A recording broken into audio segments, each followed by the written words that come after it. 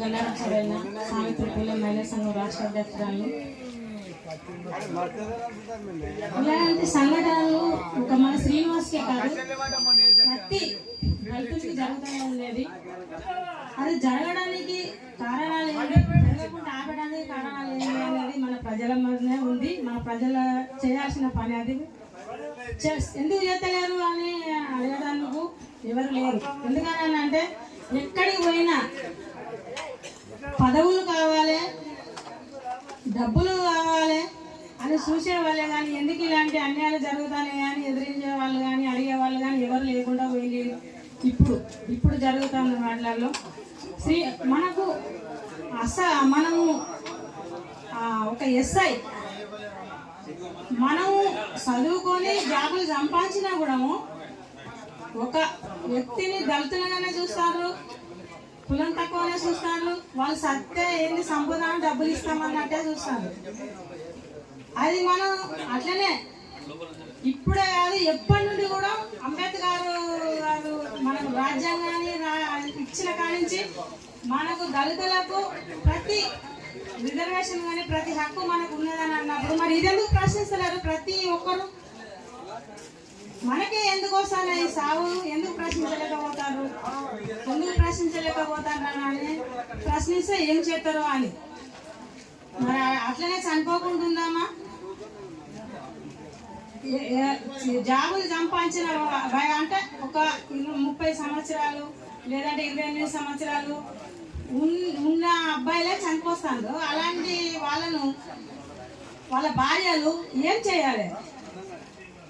ఆ అమ్మాయికి ఉద్యోగం రాక పిల్లలను పట్టుకొని 6 నెలలుగా నాకు న్యాయం కావాలని తిరిగింది. ప్రతి ఒక్కరు ఇలాగనే న్యాయం కావాలని అడిగితే తప్పు చేసడానికి ఇంకొకసారైనా భయం పుడుతుంది. ఇలాంటిది కాకుండా ఒక్క ఆమె కాకుండా అందరు ప్రశ్నించేటందుకు ముందు ఉండాలి.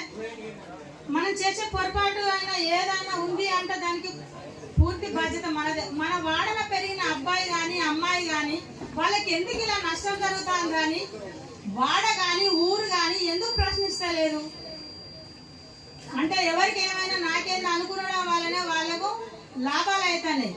అంటే ఎవరికైతే పెత్తందారులు ఉన్నారో వాళ్ళకు మనం అప్పుడు బానిసత్వం అప్పుడు అట్లనే ఉన్నాము, ఇప్పుడు కూడా మనకు బానిసత్వం పోయింది. అయినా మనం మంచిగా ఉన్నామని అనుకున్నటందుకు ఉందా? ఏదన్నా ఉందా? ఏది లేదు. దాన్ని మాత్రం పక్కకు పెట్టేసి చనిపోయాను అయ్యో అనడమే తప్ప కానీ ఎందుకు చనిపోయాడు ఎందుకన్నారు? ఒక ఊరే వాడ ప్రశ్నిస్తే ఎవరినైనా కానీ మనకు వార్డ్ మెంబర్లు ఉన్నారు, ఎమ్మెల్యేలు ఉన్నారు, అందరూ ఉన్నారు. కానీ ఎందుకు ప్రశ్నిస్తారు? ప్రశ్నించారు. వాళ్ళు కాకపోతే మాకేంది, మేము మాత్రం ఒక రోజు మనకు కూడా వస్తుంది.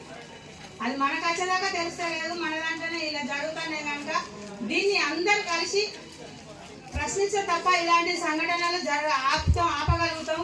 మేము కూడా న్యాయంగా పోరాడేందుకు మీ ముందు ఉంటాము. ఎవరైనా కూడా తప్పు చేసిన వాళ్ళు నిలబెట్టండి, అడగండి, ప్రశ్నించండి. ఇలా చేయని వాళ్ళు ఎప్పటికైనా కూడా బతికినా కూడా వాళ్ళు బతికి లేనట్టే అర్థం. ప్రశ్నించకపోతే తప్పు జరిగినప్పుడు ప్రశ్నించాలి ప్రతి ఒక్కరు. మన వాడ మీద పెరిగిన అబ్బాయికి ఇంత నష్టం అనేది ఎట్లా జరిగింది, ఎట్లా జరగనిస్తాం మేము? ఇది ఎదుర్కోవాల్సిన బాధ్యత ఊరికే ఉంది, వాడకు కూడా ఉంది. దయచేసి అందరూ గుర్తిస్తే కనుక ఇలాంటి సంఘటనలు జరగాయని నేను మనస్ఫూర్తిగా అనుకుంటాను. అందరికీ జై భీమ్.